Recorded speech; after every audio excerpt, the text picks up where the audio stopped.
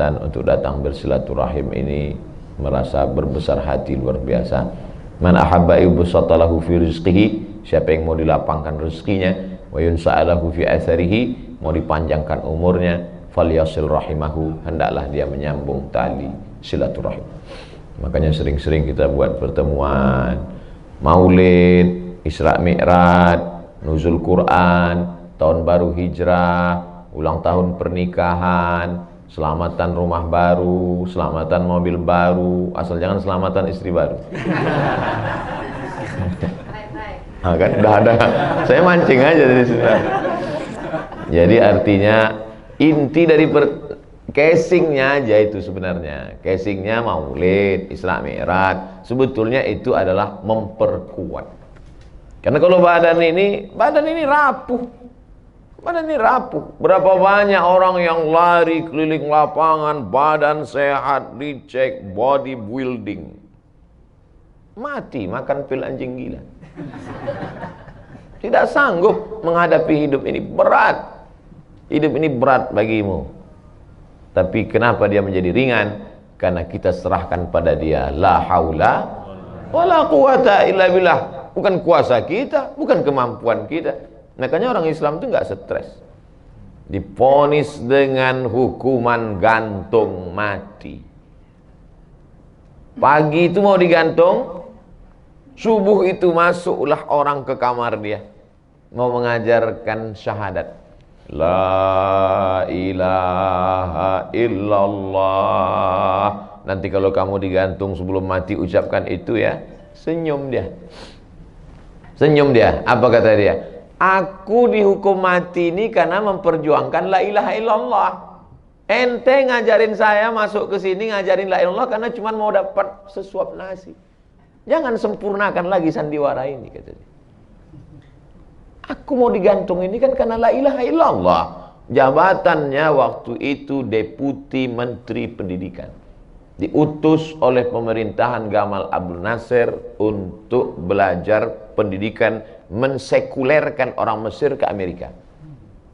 Tapi ternyata saat di sanalah dia menemukan mengapa mereka gembira begitu luar biasa, membuat pesta dansa, ketawa, karena pada hari itu ditembaknya Hasan al-Banna, tokoh pergerakan Islam yang sekarang dicap sebagai teroris dunia. Maka saat itu dia berpikir, kenapa saudaraku terbunuh, ditembak, mereka berbahagia? Berarti musuh. Disitulah bangkit girah keislamannya dan pulang memperjuangkan Islam, berakhir dengan keputusan hukum mati. Ternyata di penjara dia tidak stres. Tempat yang paling gelap, tempat tidak bisa baca, di situ pula lah tempat pembuangan sampah paling busuk, supaya dia stres, supaya bunuh diri, supaya cepat mati. Ternyata di tempat itu dia menulis bait-bait syair begitu indah, terungkap dalam tafsir berjudul Fi Zilalil Quran, diterjemahkan ke dalam 50 bahasa dunia, bestseller. Dan ketika tafsir yang dia tulis itu sampai ke Presiden Irak, dibaca oleh Presiden Irak. Presiden Irak membaca syair begitu indah, terbuai seperti berada di tengah angin sepoi-sepoi. Dia tanya, ini siapa penulis tafsirnya? Dia sekarang sedang berada di penjara. Dia telepon Gamal Abdel Nasser. Gamal, tolong bebaskan dia dari penjara, karena ini orang luar biasa tafsirnya saya baca. Maka Gamal Abdel Nasser pun mengutus seseorang masuk ke dalam penjara untuk memberikan tinta dan pena, kertas. Permintaannya cuma satu, saya mohon maaf. Kalau mau minta mohon maaf, tidak jadi digantung. Ini kertas, ini pena, tulis. Apa kata dia? As-sabbabatul lati tashhadu an la ilaha illallah. Telunjuk yang pernah bersaksi tiada Tuhan selain Allah 5 kali sehari semalam, tidak akan pernah mau meminta maaf kepada pemimpin yang zalim. Jadi orang kalau sudah paham dunia ini ringan bagi dia. Jadi Ustaz Somad sudah sampai ke level itu, baru cerita aja. Andai sampai ke tingkat itu mungkin pucat juga. Takut juga. Baru dilaporkan 5 laporan aja pucat. Artinya apa? Ada orang yang sudah sampai pada tingkat zauq rasa, tapi ada orang baru sampai tingkat menceritakan rasa. Gubernur Jawa Barat mantan Pak Aher itu sudah sampai pada tingkat rasa, tapi saya baru sampai menceritakan tingkat baru bercerita rasa. Langsung keluar lagu Indonesia Raya. Kok tiba-tiba Ustaz cerita ingat Kang Aher? Saya datang ke kantor beliau. Katanya Jawa Barat ini kopinya terbaik di dunia. Yang ngaku gitu siapa? Ustaz Hanan Attaqi. Karena bibitnya dipilih, tanahnya dipilih, dan metik kopinya dipilih kopi yang sudah matang. Bukan mesin yang ngambil kopi mentah pun belum matang. Jadi dipilih, dimasak. Makanya kopi Jawa Barat terbaik, juara nomor sekian dunia. Saya sulit ngapalnya. Ustaz Hanan ingat. Ustaz Somad, kata Kang Aher, ini kopi terbaik Indonesia, bahkan juara dunia. Cara minumnya, saya pun diajari. Masukkan ke mulut, tahan, jangan telan dulu. Nah, gimana Ustaz? Udah terasa? Kata. Saya pun coba juga. Pahitnya minta ampun. Tapi Kang Aher sudah sampai pada tingkat rasa. Untuk merasakan nikmatnya kopi saja pun perlu bertahun-tahun melatihnya. Baru bisa merasakan ini Tropika, ini Robusta, ini Aceh, ini kopi Gayo, ini kopi. Untuk merasakan kopi. Bagaimana mau merasakan manisnya la ilaha illallah. Jadi jangan heran kenapa Ustaz Arifin Ilham tidak stres. Pernahkah dia menceritakan keluh kesahnya kepada Abdul Somad? Sekalipun tidak. Sampai akhirnya terkejut. Kenapa dia tidak pernah cerita? Kenapa dia tidak pernah berkeluh kesah? Malu dia menceritakan pemberian Allah, mengadunya kepada manusia. Aduh. Kita ngadunya bukan kepada manusia, ke Facebook. Allah yang ngasih, ngadunya ke Facebook. Apa kata Mark Zuckerberg? Aku sudah bolak-balik ngasih tahu, jangan doa ke aku. Tapi doanya di Facebook terus. Oleh sebab itu malu kita nanti bertemu dengan Allah Subhanahu wa taala. Jadi ada orang-orang yang sudah sampai pada cita rasa itu, dan setiap rasa kalau mau diungkapkan dengan kata-kata, 1000 kata terlalu miskin untuk menceritakan rasa. Makanya bagaimana kira-kira agaknya rasa Buya Hamka 4 tahun dalam penindasan itu. Sampai akhirnya lahir tafsir Al-Azhar. Tak ada dendam dalam hatinya. Kenapa? Karena dendam itu seperti garam yang masuk ke dalam air, larut air panas, hilang bersama maaf. Luar biasa Buya Hamka. Makanya saya kadang sakit hati juga dengan Buya Hamka ini.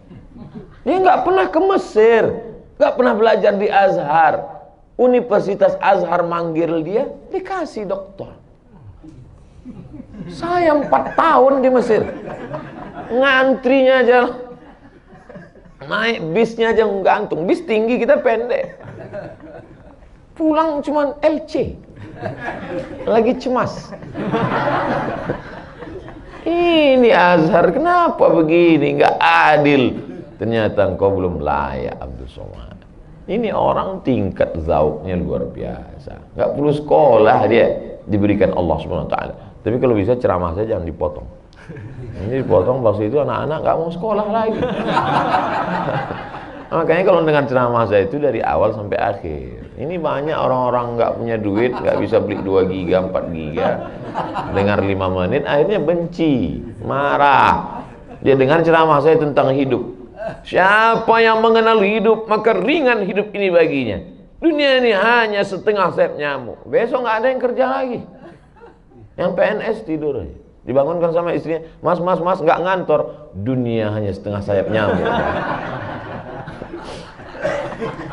Nanti karyawan-karyawan Jerman pas diajak, gimana planning kita setahun ke depan 2021 bisnis kita?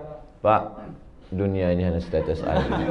Yang terlalu dikejarnya, nggak usah ngotot lah dunia ini, dapat nggak dapat pun nggak apa-apa. Oh, ini bisa kacau umat Islam. Saya cuma mau menyampaikan bahwa dunia ini harus kita rebut, ya. Kenapa dunia harus kita rebut? Karena ingin menyelamatkan umat manusia supaya mati dalam la ilaha illallah Muhammadur Rasulullah. Ini sekarang program pengalihan akidah luar biasa.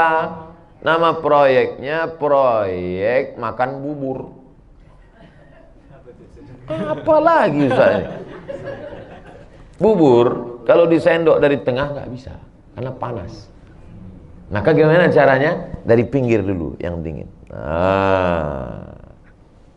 Sendok dari pinggir. Dari pinggiran desa, kampung, miskin, masukkan sumur bor, masukkan pinjaman rentenir, kasih 1 kali nggak bisa bayar, nggak apa-apa, 2-3 kali. Ketika sudah terpojok, langsung la ilaha illallah melayang hilang. Baru dia ke tengah, rampas. Orang kalau sudah miskin, kada al-faqru ayyakuna kufran, hampir saja kefakiran merubah orang menjadi kafir. Jadi maksud saya bahwa ada di antara kita yang fokus di bidang bisnis ini, ya, tapi targetnya bukan mau memperturutkan hawa nafsu, mau menyelamatkan saudara supaya jangan sampai mati dalam keadaan kafir. Begitu juga yang fokus di bidang politik. Kalaulah fokusnya di bidang politik ingin betul berkuasa menguasai dunia, cuma memperturutkan hawa nafsu, satu sel sama Fir'aun. Karena Fir'aun kan itu puncaknya. Ana rabbukumul a'la, aku Tuhan kamu. Bukan itu dalam Islam. Kalau mau jadi bupati, mau jadi wali kota, mau jadi gubernur, mau jadi anggota dewan, niatnya adalah supaya nilai-nilai Islam bisa terselenggara. Bapak, apa target Bapak dulu jadi kepala daerah? Gimana sekarang? Dapat nggak yang diinginkan dulu? Nggak dapat Pak Ustadz. Bisnis saya malah turun. Waktu saya untuk keluarga banyak tersita. Dulu saya masih bisa liburan weekend, sekarang semuanya hari kerja karena ngurus ini. Lalu apa kepuasan Bapak jadi kepala daerah? Satu Pak Ustadz. Apa itu? Bisa berbuat banyak untuk umat. Ada beberapa tetes uang negara, uang APBD itu yang bisa untuk menolong anak yatim, fakir miskin, program, memberangkatkan umroh, penggali kubur, orang mandikan jenazah. Artinya apa? Kalau sudah sendok ada di tangan, bisa makanan itu kita bagi kepada siapa yang kita punya. Itu tujuannya. Kan 2, 3 ini yang biasanya. Pendidikan, ekonomi, politik. Politik kalah, ekonomi kalah, pendidikan kalah. Kiamat sudah dekat, brother. Jadi ustadz ceramah, khutbah, tablik akbar, pendidikan. Karena saya bukan orang politik, saya bukan orang ekonomi. Politik tak punya bakat, ekonomi juga tidak. Pendidikan adalah dikit-dikit. Cuman pendidikan saya kalau cuman di kampus, di kelas mahasiswanya 20 orang, paling banyak 30. Sistem SKS, sistem kebut semalam. Besok mau ujian, malam ini dibaca. Pertemuan 16, 2 SKS, 16 tatap muka. Potong pertemuan pertama, perkenalan, UTS tengah semester, UAS akhir semester. Sekaligus Ustadz Abdul Somad. Potong libur hujan, libur banjir, libur asap. Tinggal libur demo. Tinggal 5 kali pertemuan. Nah, jadi saya pikir lebih banyak manfaatnya kalau saya tausiah, ceramah, direkam. Ustadz ceramah juga yang dengar nggak banyak di rumah Haji Herman. Tapi kalau diupload, mereka buka Ustadz Abdul Somad Official, subscribe, like, and share. Luar biasa. Oleh sebab itu apa maknanya? Ya kita manfaatkan multimedia. Nah, ini adalah salah satu cara. Itu saya tunjukkan. Apa beda ente sama orang yang YouTuber? Apa beda ente dengan Fir'aun? Apa beda ente dengan Qarun? Beda. Di mana letak bedanya? Cara memandang dunia dan apa target ke depan. Orang Islam kaya mau menyelamatkan saudaranya supaya jangan terjerumus dalam riba. Orang Islam punya kuasa mau menyelamatkan negerinya supaya jangan sampai turun bala musibah. Bayangkan kalau semua anggota dewan itu pro LGBT. Kita tinggal di negara demokrasi. Dalam demokrasi suara terbanyak suara Tuhan. Tiba-tiba ketua sidangnya hombreng. Peserta, nanti saya curiga pula. Kira-kira gimana kalau kita sahkan undang-undang, maaf beribu maaf, boleh nikah sejenis. Voting. Anggota dewan 50. Yang setuju 45. Kira-kira sah atau tidak sah? Sah. Walaupun semua ustadz mengatakan khutbah Jumat tidak sah, nggak laku pendapatnya, karena yang dipakai adalah undang-undang. Itulah pentingnya orang Islam memegang politik. Itulah maka selalu saya support jamaah untuk menjadi anggota dewan. Bukan maksud saya supaya dia menjadi orang yang memakan uang rakyat, bukan, tapi memperjuangkan. Ini tak usah terlalu kita bahas karena anggota dewan sudah terpilih, sudah dilantik. Oleh sebab itu maka ada target-target orang Islam melalui 3 pintu ini. Buka sekolah, tujuannya untuk apa? Pendidikan. Ikut mencalonkan diri, tujuan untuk apa? Politik. Sibuk bisnis untuk apa? Untuk menolong saudara. Jadi ibu kalau punya suami pergi pagi pulang petang peras keringat banting tulang jarang di rumah, dia itu sebenarnya sedang berjihad. Ini nggak ada pesanan dari bapak-bapak. Bapak-bapak pun paham ini jihad. Makanya nanti kalau dia nelpon, "Papa sedang di mana?" Jihad. Jihadnya jihad ekonomi. Dia sedang menolong agama Allah. Abdul Somad jihadnya ceramah, tablik akbar, naik ke atas mimbar. Mudah-mudahan setelah tausiah ini Bapak agak terbantu sedikit.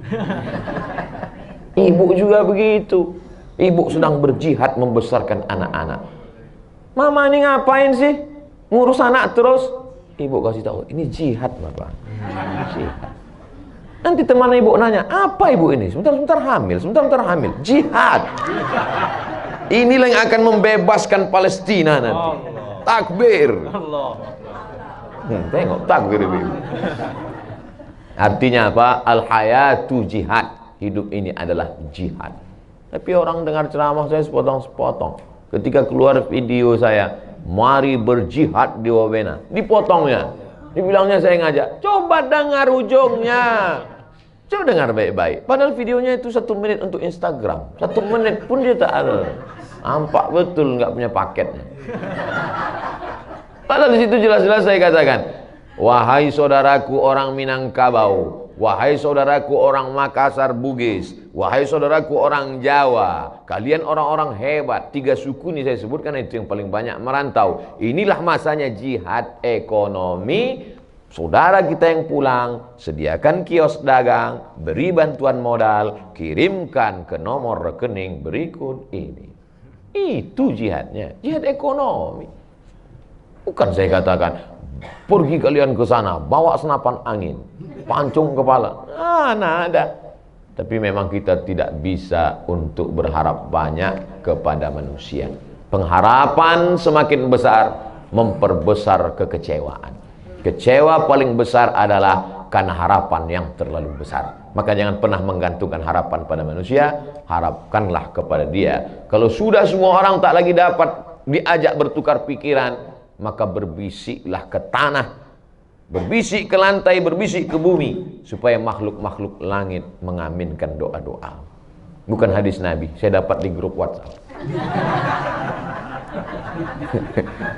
Bapak Ibu yang dimuliakan Allah, Bapak Ibu terlalu serius sekali. Kita bukan sedang tablik akbar nih. Saya dikasih tahu, Ustadz ceramahnya jangan lama-lama karena kue kotak belum dibuka. Ustadz 45 menit aja, habis nanti baru tanya jawab. Ini Ustadz Rusli dari Az-Zikra, beliau yang merekam. Ini sahabat saya dari TV One, memang beda. Dan ada beberapa tim dari Bandung. Tadi malam ada yang nanya di Cikarang, itu yang rame-rame pakai seragam itu tim UAS semua. Iya tim saya Pak. Banyak ya kata dia.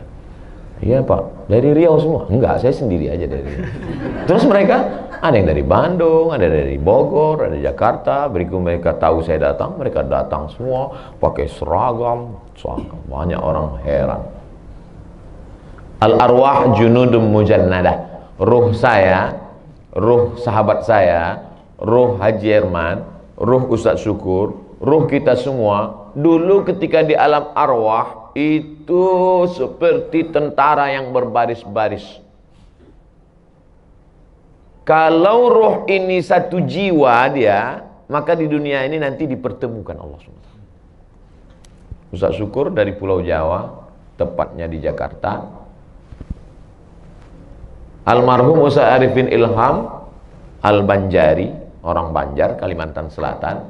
Abdul Somad, hampir lahir di Eropa, cuman melesat ke saya di Sumatera, di Riau. Dari 3 pulau yang berbeda, dan kami tidak pernah sepakat. Tidak pernah dulu kami itu ada buat MOU, tak ada. Tapi ketika di dunia ini bisa kami menyatu, ada saja cara Allah membuat kami dipertemukan. Tiba-tiba Ustaz Rusli menunjukkan video ke almarhum Al-Mukarram Ustaz Arifin Ilham. Ustaz, ini ada loh Ustaz dari Sumatera ceramah. Oh, pandai juga dia ceramah. Coba undang ke Az-Zikra. Saya pun dibawa ke Az-Zikra. Lalu kemudian mereka kenalkan pula dengan Ustaz Syukur. Akhirnya kami pun berkenalan. Begitu cepat Allah mempertemukan sesama orang baik. Ngaku pula orang baik. Insya Allah diakui Allah jadi orang baik. Dan kalau kita tanya jaringan orang yang sakau itu gitu juga.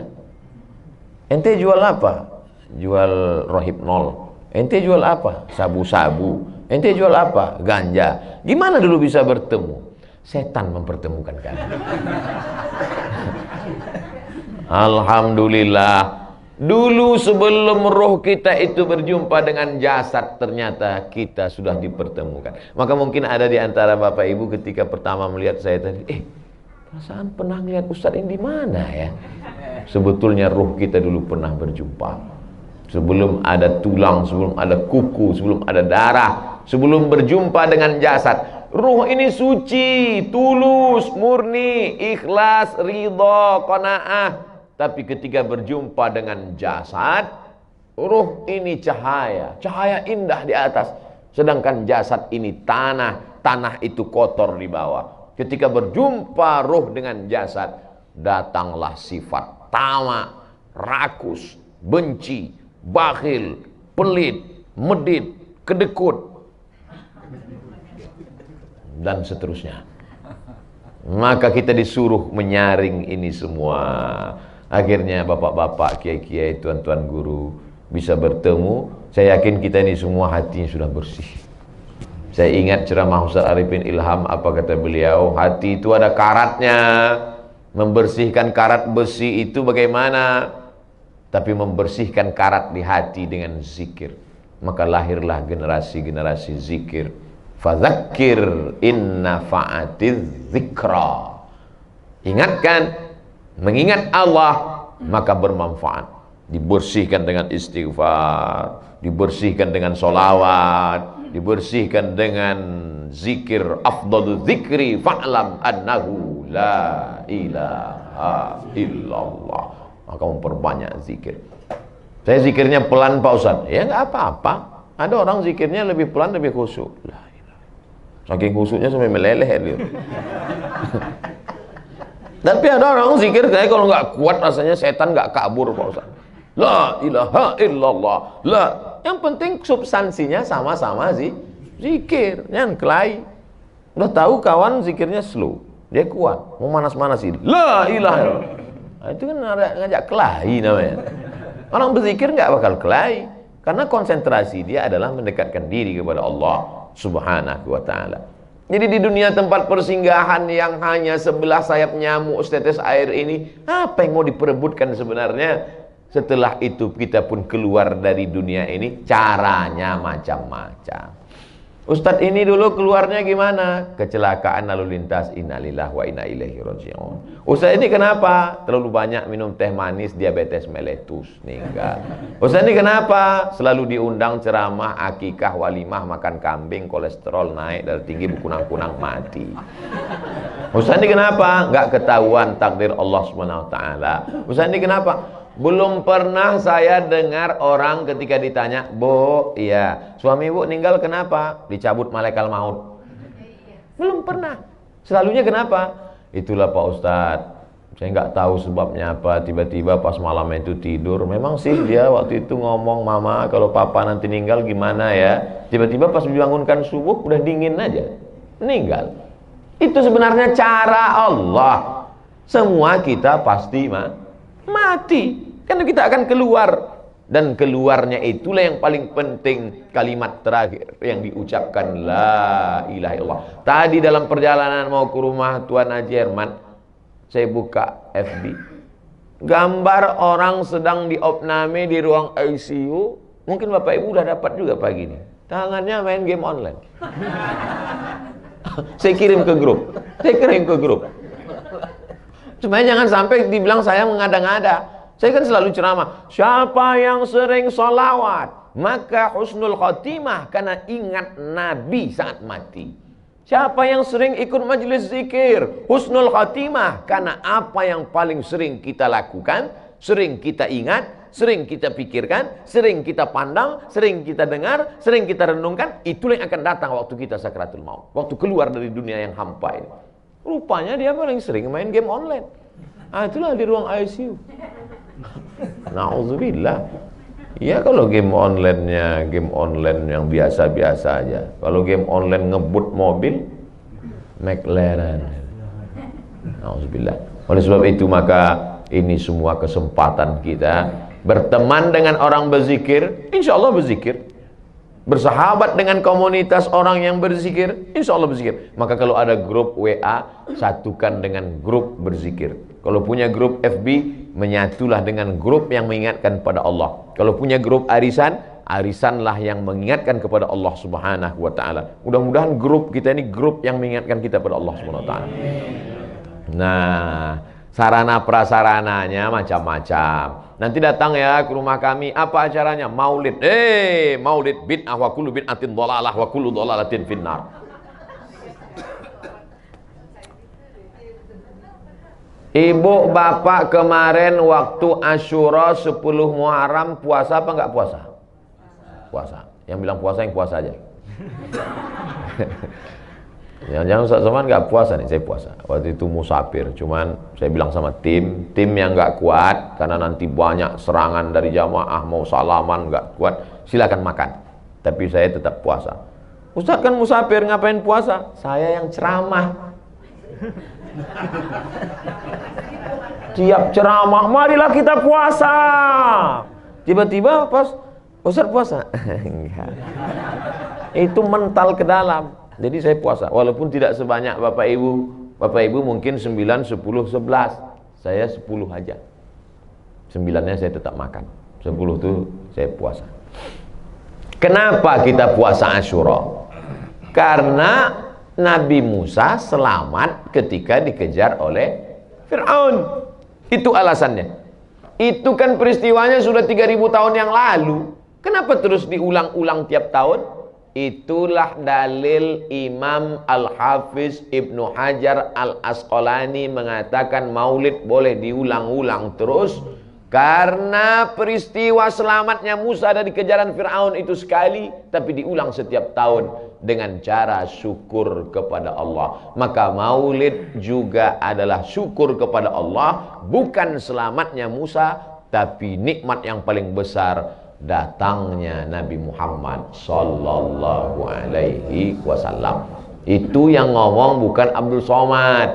Karena kalau Abdul Somad yang ngomong banyak orang nggak percaya. Itu yang ngomong Al-Hafiz Ibnu Hajar Al-Asqalani. Detailnya bukan profesor doktor. Al-Hafiz. Al-Hafiz itu artinya apa Pak Ustaz? Hafal hadis 300.000. Baru dapat detail Al-Hafiz. Al-Hafiz Ibnu Hajar Al-Asqalani yang mensyarah Sahih Bukhari, yang hafal 300.000 hadis, yang ahli usul fikih mengatakan maulid itu boleh. Tiba-tiba ada ustadz yang hafal hadis 3, itu pun kalau laptopnya hidup.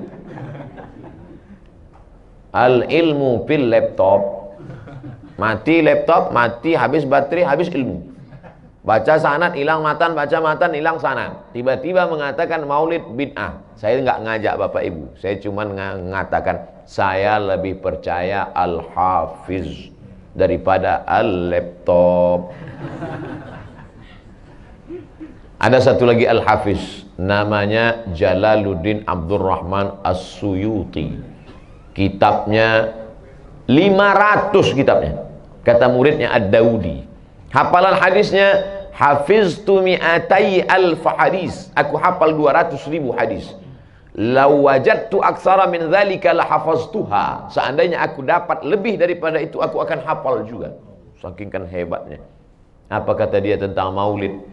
Maka dikutipnya pendapat Imam Al-Baihaqi tentang tafsir wa dzakirhum bi ayyamillah. Ingatkanlah umat ini tentang nikmat-nikmat Allah. Bapak Ibu ingat nikmat lahir, Bapak Ibu ingat nikmat hidup, Bapak Ibu ingat nikmat sehat. Adakah nikmat yang lebih besar daripada nikmat datangnya Muhammad sallallahu alaihi wasallam? Di antara dalil yang beliau sebut adalah tentang seorang laki-laki bernama Abdul Uzza. Kalau saya sebut Abdul Uzza banyak yang nggak kenal. Tapi kalau saya sebut nama kerennya, oh kalau itu saya kenal Pak Ustadz. Abdul Uzza nggak kenal. Abu Lahab kenal. Itulah dia. Nama KTP Abdul Uzza. Nama FB Abu Lahab. Jadi Abdul Uzza ini punya budak. Budak itu hamba sahaya. Namanya Suwaibah. Suwaibah, come here a minute. Sini sebentar Suwaibah. Tolong jaga adik ipar saya yang sedang hamil, mau melahirkan anak, hamil tua. Nama adik iparnya Aminah. Suaminya sudah meninggal, adik kesayanganku sudah meninggal. Aku sayang sekali dengan istrinya ini karena sedang mengandung keponakanku, buah hati belayan jiwa. Mudah-mudahan mampu menggantikan adikku yang sudah meninggal dunia. Tolong kau jaga dia yang sedang hamil tua. Nanti kalau anaknya lahir, sampaikan berita ke tempat saya. Oke, Tuan Abu Lahab. Sampailah hari kelahiran, pulanglah Suwaibah. Tuan Abu Lahab, ya, ponakanmu sudah lahir. Alhamdulillah. Laki-laki apa perempuan? Laki-laki. Oh, kalau perempuan kubur hidup-hidup. Laki-laki apa perempuan? Laki-laki. Saking senangnya Abu Lahab karena ponakannya lahir, kata Abu Lahab, malam ini, hari ini, engkau tidak lagi jadi budak, anti hurrah, kau bebas. Dan harga budak lebih mahal dari onta. Onta sekarang paling murah 70 juta. Itu pun onta-onta yang udah pensiun expired udah. Jadi kalau budak 100 juta, maka pada saat kelahiran Nabi Muhammad SAW, Abu Lahab bersedekah 100 juta. Bersyairlah Al-Hafiz. Sudah 3 Al-Hafiz saya sebut. Al-Hafiz Ibnu Hajar Asqalani, Al-Hafiz Jalaluddin Abdurrahman As-Suyuti. Yang ketiga ini Al-Hafiz Al-Maqdisi. Apa kata beliau?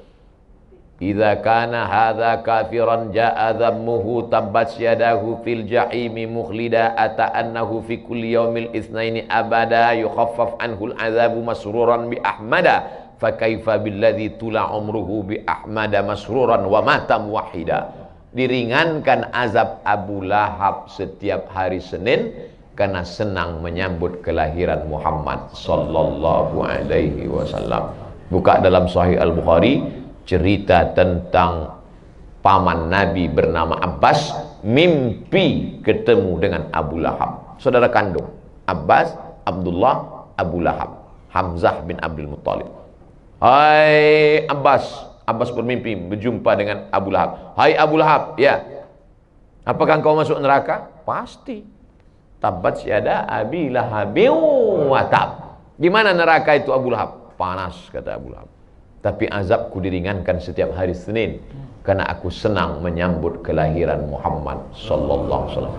Jadi kalau ada di antara jamaah senang maulid tapi nggak sholat, nah itu satu sel sama Abu Lahab. Diringankan azabnya karena senang. Idza kana hadza kafiran ja'a dhammuhu. Kalau si kafir yang sudah jelas masuk neraka ini, tabat yadahu fil jahimi mukhlida, kekal selamanya dalam api neraka. Ata'annahu fi kulli yaumil itsnaini. Itsnaini. Orang Arab menyebutnya itsnain. Orang Jakarta nyebutnya Senin. Ata'annahu fi kulli yaumil itsnaini. maka setiap hari Senin diringankan azabnya. Fa kaifa billadzi tula umrihi, bagaimana dengan orang yang sepanjang umurnya bi ahmada masruran wa mata muwahhida, senang menyambut Muhammad dan mati dalam keadaan bertauhid la ilaha illallah Muhammadur Rasulullah. Itulah dalil-dalil maulid. Jadi dulu ada sahabat saya S3 dari Madinah. Datanglah doktor Syekh dari Madinah. Beliau penterjemahnya. Ditanya, Syekh, diajak acara maulid, cuman dibuat di situ acaranya bukan maulid, pakai bahasa Indonesia maulid. Dia kan nggak bisa baca Latin. Buatlah acara, baca Quran, sambutan dari ketua masjid, ceramah, habis itu makan-makan secukupnya. Ada yang dapat, ada yang enggak. Pas selesai acara, ditanya si Syekh tadi, Syekh, apa hukum maulid? Maulid haram, bid'ah. Syekh, acara kita ini maulid. Apa katanya? Ternyata acara maulid ini cuman ini, sambutan dari ketua panitia, ketua masjid, baca Quran, tausiah, makan-makan, pembacaan syair. Ada pembacaan syair burdah, dia ulami, al-barzanji, ad-dibai. Itu semua adalah cara mengenang Nabi Muhammad SAW. Oh, jadi acara tadi maulid? Iya. Kalau gini nggak apa-apa. Ya, oleh sebab itu maka inti dari maulid itu, maulid adalah kekuatan. Jangan lupa 3, 4, 5 tahun yang lalu Jakarta begitu menghebohkan, ada ketakutan umat Islam, mengumpulkan orang sulit. Apa yang mengumpulkan orang waktu itu? Maulid. Maulid sana, maulid sini, maulid sana, maulid sini. Maulid mengumpulkan. Kalau Bapak Ibu mau tahu gimana sulitnya mengumpulkan orang, tanya sama caleg-caleg. Susah mengumpulkan orang. Tapi kalau sudah acara maulid, kumpul semua umat manusia. Tinggal Ustaz berceramah saja. Naiklah Ustaz Abdul Somad. Acara maulid malam ini apakah ada pembagian sembako? Tidak. Ada pembagian baju kaos? Tidak. Semua orang datang karena kecintaan kepada Nabi Muhammad SAW. Tanpa dikomando berdiri. Sallallahu ala Muhammad marhaba. Sallallahu alaihi wasallam marhaba. Mau nangis jamaah. Ada yang nangis karena ingat Nabi, ada juga yang sendalnya hilang. Jadi maulid ini luar biasa. Jadi kalau bisa mau buat maulid ramai di Senayan, bagus. Yang nggak bisa di rumah masing-masing. Kenapa Ustaz tiba-tiba ingat maulid? Ini udah dekat-dekat bulan maulid. Bulan apa sekarang Ustaz? Bulan Safar. Muharram, Safar, Rabiul Awal, Rabiul Akhir, Jumadil Awal, Jumadil Akhir, Rajab, Sya'ban, Ramadan. Begitu cepat waktu berlalu. Baru saja sudah datang lagi.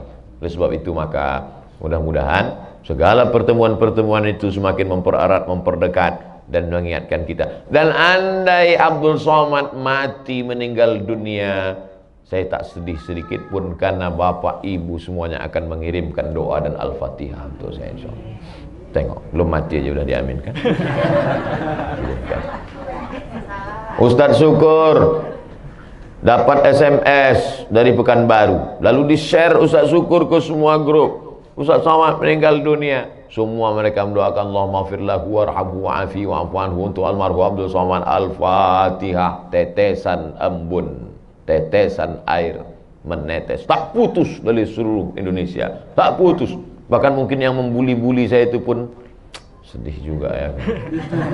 Aduh, kenapa dia cepat mati? Siapa lagi mau kita bully gitu. Dalam hati mereka sebetulnya ada juga rasa kasihan, tapi karena memperturutkan hawa nafsu, kita doakan semoga dapat hidayah insyaallah. Akhirnya waktu juga yang memisahkan kita. 45 menit. Saya cuma mau mengajarkan kalau sudah sampai masanya waktunya, tak bisa diundur, tak bisa ditambah. Kita pasti mati. Pasti akan berhenti. Cuman yang penting itu bukan kita takut matinya, tapi apa bekal yang kita akan bawa menghadap Allah Subhanahu wa taala. Ustaz Arifin Ilham, pesantren begitu besar, majelis zikir begitu ramai, berapa mu'allaf diislamkan, Berapa orang dapat hidayah dari zikirnya. Berapa pecandu narkoba tobat. Adapun dosa-dosanya bersih sebersih-bersihnya. Dari mana Ustaz tahu dosanya bersih? Tuh. La yusibul mu'min min nasabin wala wasabin wala saqamin wala syaukin yastakuha. Susah hati, gundah gulana, galau, duri, menusuk tapak kaki, menghapus dosa-dosa. Jadi kalau ada orang heran, kenapa ya Ustaz, itu kan dosanya sudah diampunkan Allah. Allah ingin membersihkan dia hatta yamshi 'alal ardi makanat 'alaihi khati'ah, sampai orang itu berjalan di atas muka bumi tak ada dosanya sebesar ujung kuku, sebesar ujung rambut, sebesar tapak kaki semut yang hitam, sebersih, diangkat derajat. Dan dia sudah melewati itu.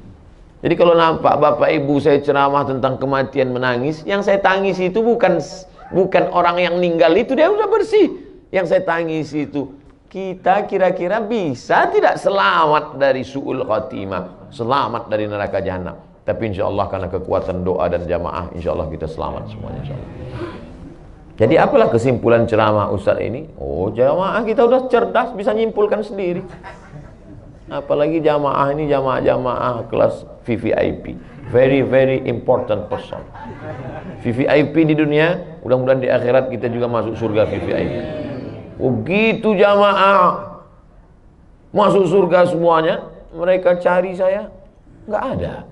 Mereka tanya malaikat, malaikat Ustaz Somad di mana? Kata malaikat, dia sudah di VVIP duluan. Amin ya Rabbal alamin. Abdul Somad masuk surga bukan karena amalnya. Abdul Somad masuk surga bukan karena zikirnya. Abdul Somad masuk surga karena rahmat Allah. Rahmat Allah itu turun karena doa jamaah. Jamaah selalu mendoakan, jamaah selalu memintakan ampun. An-namlatu fi juhriha, semut-semut dalam sarang, wal hutu fil bahri, ikan-ikan dalam kolam, semuanya mendoakan orang-orang yang baik. Itulah mengapa kita selalu minta jadi orang baik. Allahumma ja'alni minat tawabin waj'alni minal mutatahhirin waj'alni min ibadikas sholihin. Minta anak pun minta anak yang baik. Rabbi habli minas sholihin. Minta istri pun istri yang baik. Zaujatun sholihah.